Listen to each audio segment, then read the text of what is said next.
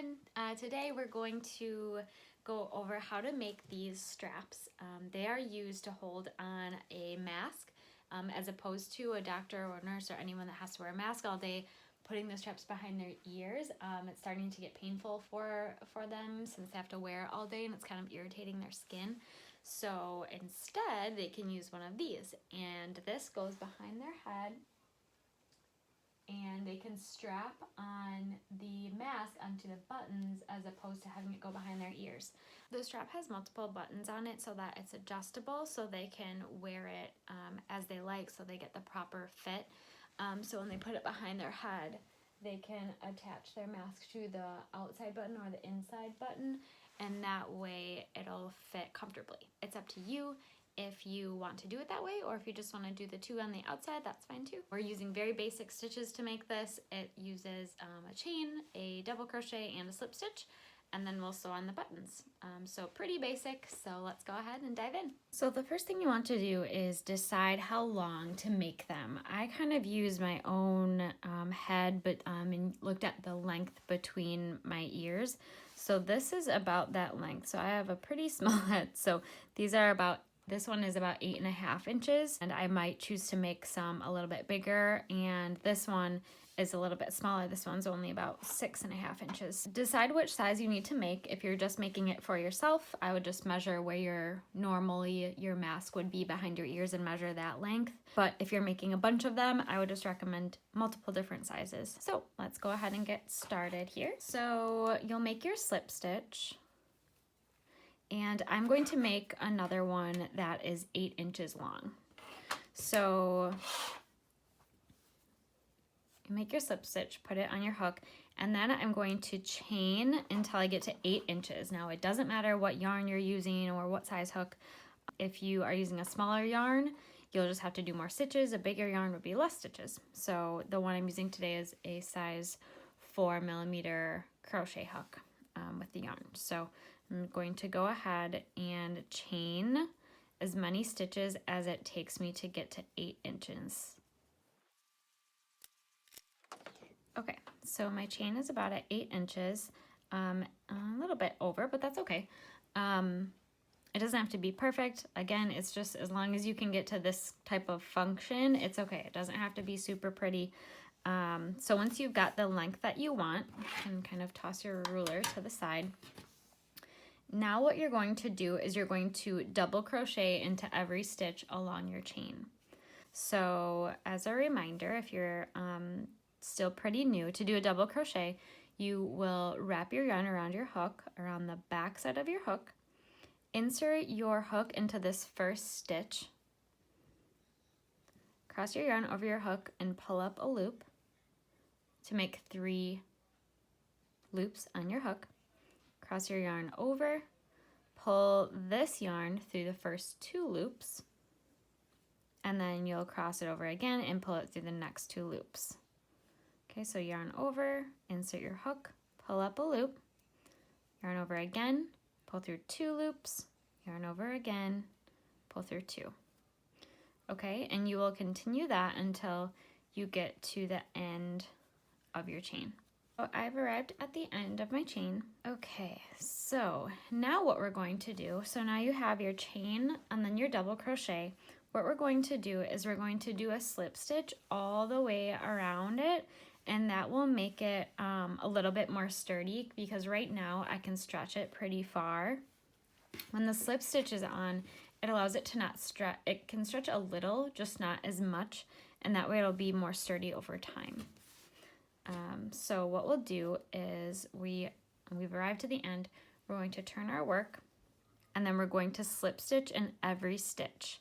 So you'll just insert your hook into underneath that first letter V that we've talked about.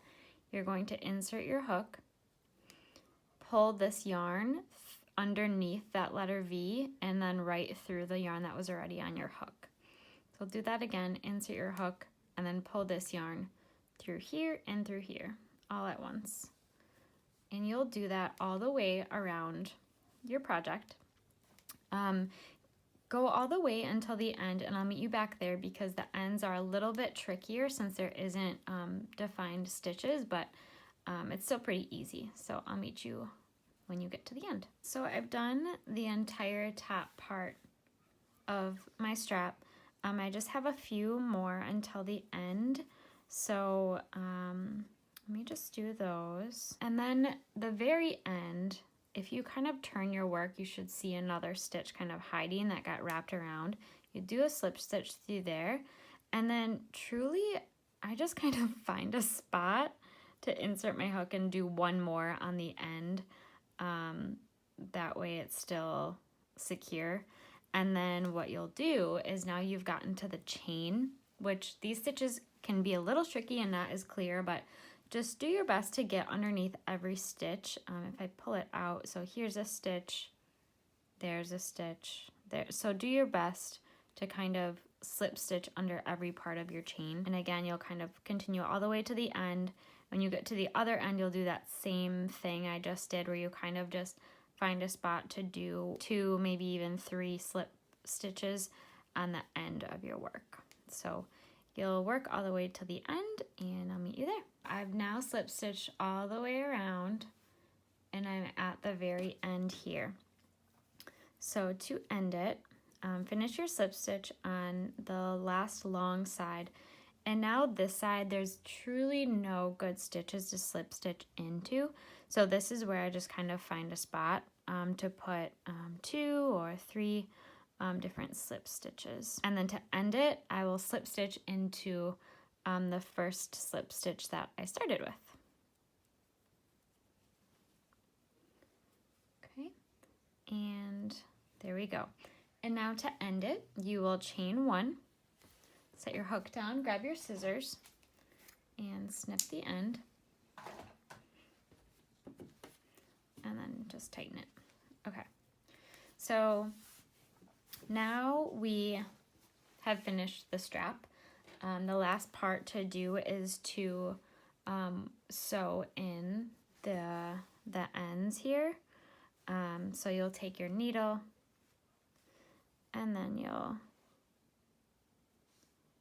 just weave in and out as best as you can in a couple different directions maybe.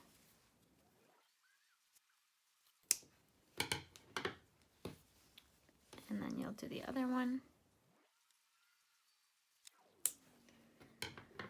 Okay, so we've got our strap. The last part is to sew on our buttons. So I've got a few buttons here that I'm going to place like this. I always put 2 buttons on the very ends and then the other ones, I don't know, maybe an inch or 2 in from that. So the first button ends here, so in about 1.5 inches away. It's up to you. You could even, you know, space it a little closer and then put a 3rd set of buttons if you wanted. So I'll show you how to sew them on. I'm no expert when it comes to sewing buttons, but I've figured out a way that works. If you look at my original project, I really just sewed using the yarn itself. That's what's nice about having these bigger needles, is that the yarn fits through here and you can sew with it. You just have to make sure that your needle will fit through the holes of the buttons. Otherwise, you could take a normal needle and thread and sew it that way. But all I did was sew on the button and then I tied it in a knot on the back to get it to stay. Okay, so to start, I'll kind of lay out my button of where about I want to go, and then I will put my needle up through the back of the strap, like so. Put my button on there, and then I will go diagonal across. Now, if you have a button that only has 2, obviously this will be different, but I'll go straight across here, and I'll insert my needle onto the opposite side of the stitch that I came up through on. So my needle will go this way. Okay, pull it through. And then when I come back up, I'll come back up through this hole. So I'll push it up through. At this point, it doesn't really matter where you push it back up. You could do it through the middle of another stitch if you wanted. And then I'll go back down the last hole, like so. Okay, So there's my first button, and then you'll flip your work around, and then I'll take out my needle, and truly I just tie it in a knot either twice or 3 times. And then I'll snip the yarn so it doesn't stick out funny. Pull it tight. And there we go. So I've sewed on my outside buttons, and now I'll sew on my inside buttons. And there we go. So there's your strap. Again, I would recommend, if you're donating them like I am, to just make multiple sizes. It's up to you, again, if you want to do multiple different adjustments, or if you just want to stick with the one. Otherwise, that's all we've got. Good luck. If you have questions, let me know.